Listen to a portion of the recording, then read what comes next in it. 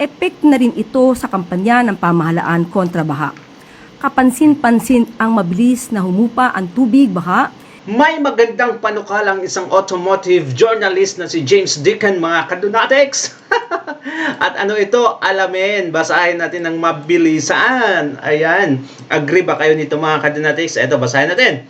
Dear DOST, Pag-asa, instead of choosing random names for typhoons, we should start naming them after corrupt officials, especially those involved in the flood control ghost projects. Napakagandang panukala, mga kadunatics. Sobra. Agree ba kayo dito?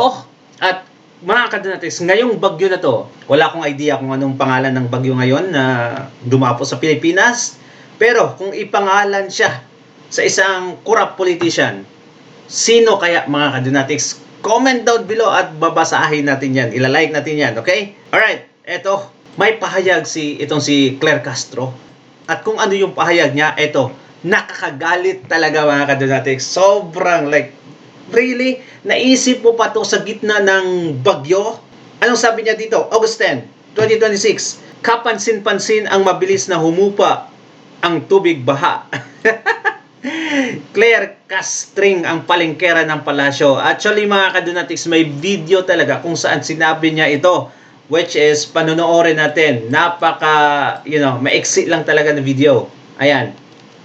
Okay. Pakinggan natin, mga kadunatics. Ay, nakakainis talaga itong administrasyong ito. Pati yung nilagay nila na spokesperson ay inis ka na sa Pangulo. Nilagyan pa nila ng ganyang klaseng spokesperson, ay talagang mag times 100, mga kadunatics, yung inis mo ngayon. Eto. Epek na rin ito sa kampanya ng pamahalaan kontra baha. Kapansin-pansin ang mabilis na humupa ang tubig baha. Tagalog ka, wrong grammar ka pa. Okay lang sa akin. Wrong grammar ako palagi. Hindi naman ako Tagalog, di ba? Bahagi ng Navotas, Valenzuela, Manila at G. Araneta Avenue at E. Rodriguez na dati ay palaging lubog. Look at that. Epek na rin ito sa kampanya ng pamahalaan kontra baha. Ang tanong, ano yung kampanya ng bungok na administrasyong ito na kontra baha? Ano? Claire Castro. Yung flood control project na 5,500 daw, mga kadunatics, pero nasira. Ghost project, substandard. Saan yung effect doon? Saan? Mas lumalala ngayon ang baha sa Luzon, mga kadunatics. Mas lumalala ngayon ang baha, mga kadunatics, sa Luzon. Tapos ito, ang sabihin ni Claire Castro, ay mako, wala talagang negatibong nangyari sa administrasyong ito, mga kadunatics. Walang negatibong, walang pagkakamali na gawa ni Bongbong Marcos sa mata ni Claire Castro. I think, in love na itong si Asong Claring, mga kadunatics, kay BBM. Baka siya yung kalaguys. Nako naman, bakit gaganyan, Claire Castro? Harap-harapan ka ng sinampal ng inang kalikasan, hindi mo pa napansin. Pastilan. Mabaha na sana yung Malacanang, mga kadunatics. I would not mind. Kasi andyan yung mastermind ng mga crocodile. Nakapagsalita ka pa nito amid sa baha. Sobrang dami, mga kadunatics, ang naapektuhan. Hindi na nakapagtrabaho. Yung mga lolo na, mga kadunatics, kung hindi makapagtrabaho ng isang araw, hindi makakain. Tapos, eto yung sinasabi mo. Kapansin-pansin ang mabilis na humupa ang tubig baha. Silang bahagi ng Navotas, Valenzuela, Manila at G. Araneta Avenue at E. Rodriguez na dati ay palaging lubog. Ay, nako, hindi ka man lang nahiya sa mga journalist. Grabe talaga ang kawalang hiyaan ng gobyernong ito. Grabe, sobra, mga kadunatics. Kaya nga, hindi nakapagpigil yung mga kababayan natin dito sa comment section, no? Ang sabi nila, grabe, baliw na ang impacta. Agad na baliw mag-isip pa. Agad. Gaga. Baliw po yan, huwag niyong patulan, kawawa naman po siya. Lakas ng tama mo, Claire, sarap mo talungan. Lumabas ka kasi ng bahay mo at mag-ikot sa buong Maynila. Nakapal ang mukha mo, Claire Maleta. Inipon yung tubig dyan sa Davao at nilagay Ilocos, Madam ICC. Kasi naman, Auntie Claire, yung baha na humupa ay lumipat sa mga lugar na dati ay di binabaha. Sampalin kaya ng tsinelas ang bunganga mo. Pag sure sa, okay mga kadonatics, di ba? Ganyan ang natatanggap na hate nitong si Castring. Wala talagang pinagkaiba kay sa amo niya mga kadonatics. Itong si Castring ay sobra talaga, di ba? Walang pinagkakaiba sila. Pareha sila ng pag-iisip. Pareha naman sinasabi. Walang mali sa kanila mga kadonatics. Puro positibo. And tama nga naman mga kadonatics, mga positibo yan sila dyan. Ay, pastilan. Ito, kaya nga bumanat na din si Tony Topacio. Ito, pakinggan natin si Yes Topacio. Kahit anong gawin yung pag-divert, pagliko ng atensyon ng mga taong bayan, nagagawin yung puro impeachment pagdating ng bagyo, ipapaalala sa ating mga taong bayan ang trilyon na ninakaw nyo dyan sa flood control. O ano nangyari ngayon? Di ba? Walang impeachment dahil sa baha. O, di ba? O, di naalala nyo. Bago puro impeachment kayo. Grabe.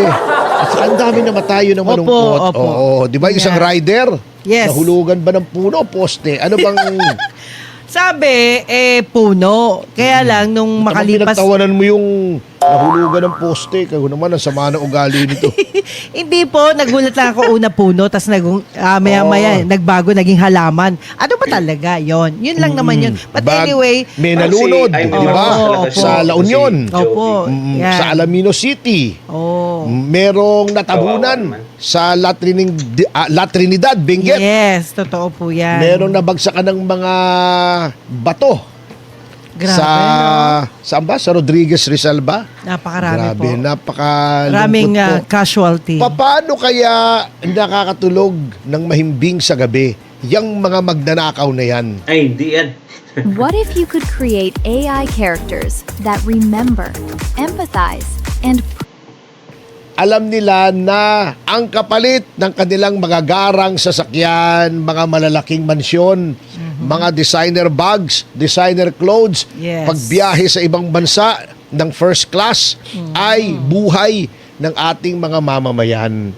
Buhay na nakitil, buhay na nasira dahil naanod yung bahay, naanod yung sasakyan na Correct. pinag-ipunan. Habang Diba? bahay niyong pagsisisihan yan, Nasira habang ang mga buhay. kasangkapan.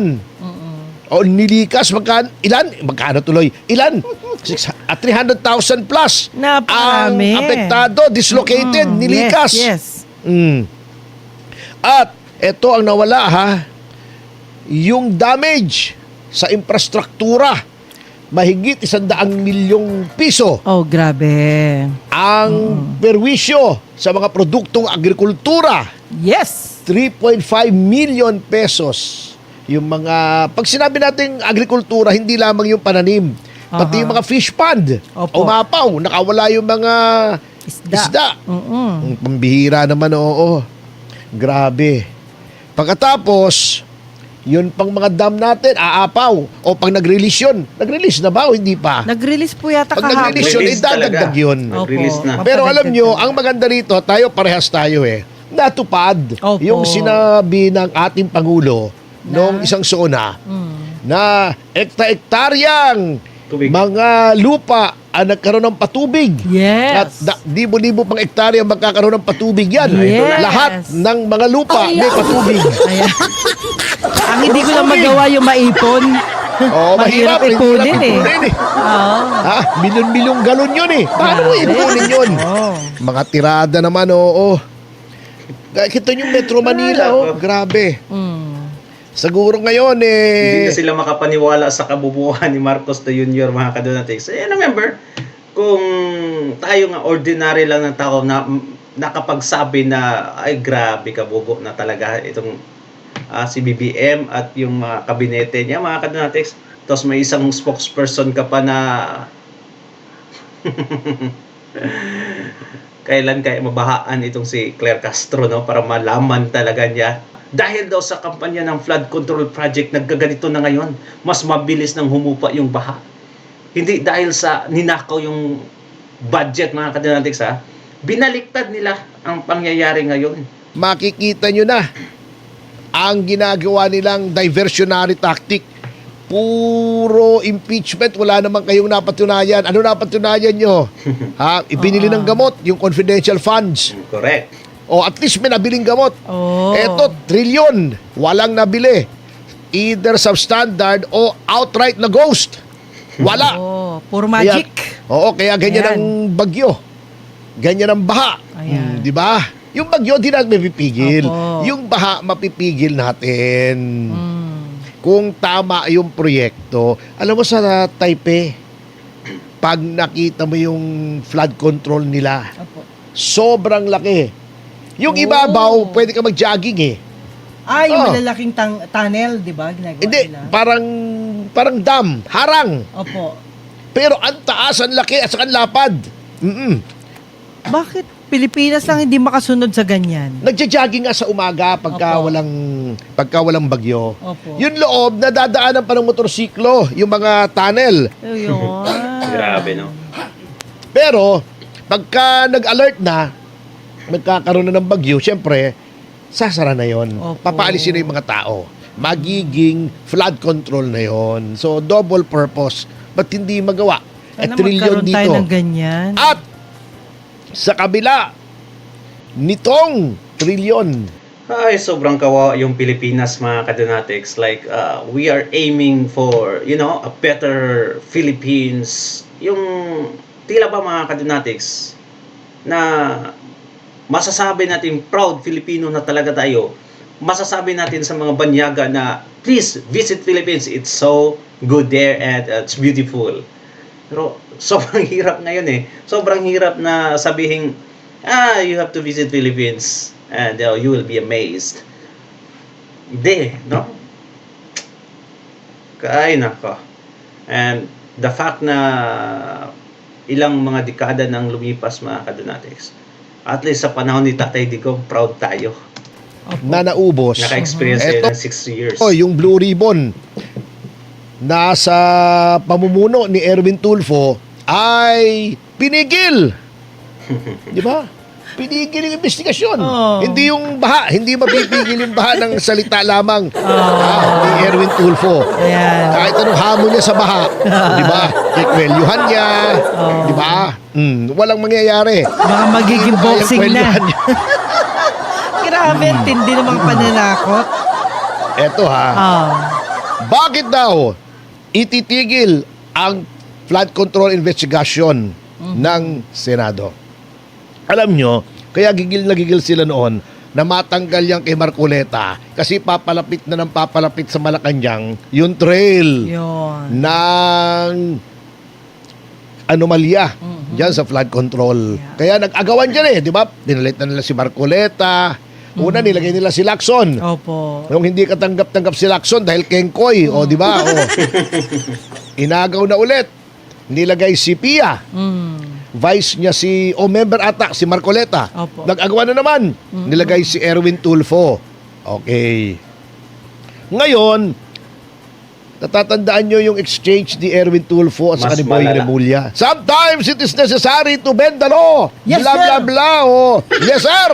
Oh, di ba? Automatic, Oh. Yes, sir, agad. Ngayon, anong dahilan kung bakit ayaw nang imbestigahan ng Senado ang flood control? Ito ang sinasabi nilang dahilan na iba sa tunay na dahilan. Okay. Sabi ni Erwin Tulfo, kinausap daw nila ni Sherwin Gatchalian at ng Senate General Renato Bantog si Ombudsman Boyeng Remulla. At sabi nila, hindi na namin iimbestigahan yung Blue Ribbon sa Senado, ikaw na lang. Kasi para hindi ma-prejudice yung investigasyon mo. Wow. Teka muna, wow! Dahil lang kaputan yan. Oo. Kasi, ang dami-dami namang investigasyon dati. Formally, yung sa Dengbaksya. Yes. yung fertilizer, Opo. habang iniimbestigahan ng Senado Inimbestigahan din ng ombudsman. Ay, happy 1,000 live viewers. Maraming salamat po. Thank you po. Buti napagtanto nyo na kami laeb ngayon. Laeb, oo. Live. Anyway, di ba ganun? Wala namang problema eh. Number 2, bakit mape-prejudice ang investigasyon ng ombudsman? Ito naman, legislative inquiry. Independent naman yung ombudsman. Oh. Hindi ba halatang dahilan lamang? Opo. Ito, ang tunay na dahilan. Yun ang dahilan Yes. ni Tulfo. Ah. Ito ang tunay na dahilan. Kapag inimbestigahan yung flood control sa Senado, although ang chairman ay si Erwin Tulfo, hindi ka full control dyan. Yes. Kasi pag inimbestigahan yan, kahit sinong senador, kay membro, kay hindi ng Blue Ribbon, pwedeng pumunta at Correct. magtanong. Yun ang Yun. policy. Ganun. Hindi lang siya pwedeng bumoto Opo. kung merong question before the committee. Oh. Pero kahit hindi ka member, pwede kang pumunta, pwede ka magtanong. Ayun. Okay. Hindi yan po ang makokontrol patakaran. Ay, nandoon si Alan Peter, nandoon si Pia, nandoon si Amy, nandoon si Robin. O, nandoon yung mga oposisyon. Aha. O, di ba? Hindi mo mapipigil yan. Sa ombudsman, yun lang ombudsman na tuta ng Malacanang ang mag-imbestiga. Kontroladong-kontrolado mo. Oh, pati desisyon siya rin. Siyempre, kontroladong-kontrolado at hindi mapapublicize. Pag Blue Ribbon Committee yan, pati-televise pa yan eh. Ayun. Oh, eto, secret, parang ICC. Hanggang ngayon, hindi natin alam kung ano yung findings. Hindi nire-release. Oh, yun lang naman ang dahilan ICI. dyan eh. Oh, niloloko pa tayo eh. Halilokohin nyo ang lelong yung kanot. Ang bihira naman kayo. Ayan. Pinagloloko nyo pa kami. Para ka naman kaming mga mamang. Pero ang alam nyo mga kababayan, alam mo Manong Juby ha, eto, may sasabihin ako. Pasensya na kayo kung masasaktan kayo o magagalit kayo. Kayo po ang may kasalanan niyan, mga kababayan ko. Bakit? Ba't binoto niyang senador si Erwin Tulfo? Oh. Last year, Mayo ang eleksyon. Mhm. Febrero, nag-file po kami ng complaint sa ombudsman yung mga insertion sa General Appropriations Act ni Okay. then Speaker Martin Romualdez Aha. na sinasabi namin sangkot siya. O di ba nanonood kayo ng TV? O nakikita nyo naman sa mga pahayagan, sino bang laging kabuntot? Ha? Sinong anino ni Martin Romualdez sa mga panahong yon? Di ba si Erwin Erwin. Tulfo? O, di ba? O. Alam nyo ng tao ni Martin Romualdez yan. O, ibinoto nyo pa sa Senado. Very O. close Hindi sila. ko binoto yan. Nako, nakakahiya. Kung iboto yan mga kadonatics, alam naman natin yung reputasyon ni Erich Tulfo. Kaya, nako, kayo talagang may sala sino man ang bumoto niyan kasi pastilan. Pastilan mga kadonatics. Mas lumala ang Senado dahil sa mga ganyang tao. Kaya Very kasalanan niyo yan mga kasama. Andiyan naman si Jimmy Bondok, Pitaw. si Richard Mata, Tolentino. si JV Hinlo. Ang dami. Ang daming pwede na magbantay sa kaban ng bayan. Ang binoto nyo si Erwin Tulfo. Kayo naman. Kasalanan nyo yan. Ngayon, isip-isipin nyo yan ngayon. Tuwing kayo ay naglalakad sa abot bewang na baha o inaanod yung mga dumi na kung ano-anong yaki stuff sa loob ng bahay nyo. Aray O ko. naanod yung sasakyan nyo o lulubog Oh sa my flood God. waters. Opo. Isipin nyo yung ginawa nyo yan, nilagay nyo si Erwin Tulfo dyan sa Senado. At isipin nyo kung uulitin nyo pa yan. Walang sa sisihan. 2028. Pasensya na kayo ha, huwag kayong magagalit sa Walang akin. Real sisihan. talk lang. Binoto nyo yan eh. Yun Binoto lang. nyo si Bam, binoto nyo si Kiko. Unless, sasabihin natin na hindi yan elected, Smartmatic. kundi com-elected. That's Smartmatic yan. the result. Yan na. Sasabihin pa, hindi naman kami for fact-finding, for legislation kami. Bakit yung Quadcom? O bakit yung Farmally ni Gordon? Bakit yung Dingbaksya? O di ba? Tignan nyo kung anong pwedeng legislation. Opo. Oo. Hindi pwede kasi baka may hindi kayo kaalyado. Ipatawag yung mga kaalyado yung congressmen na contractors. Oh, baka ipatawag si Speaker Martin. Ayaw nyo, di ba? Oh, kaya ayaw nyo sa Senado.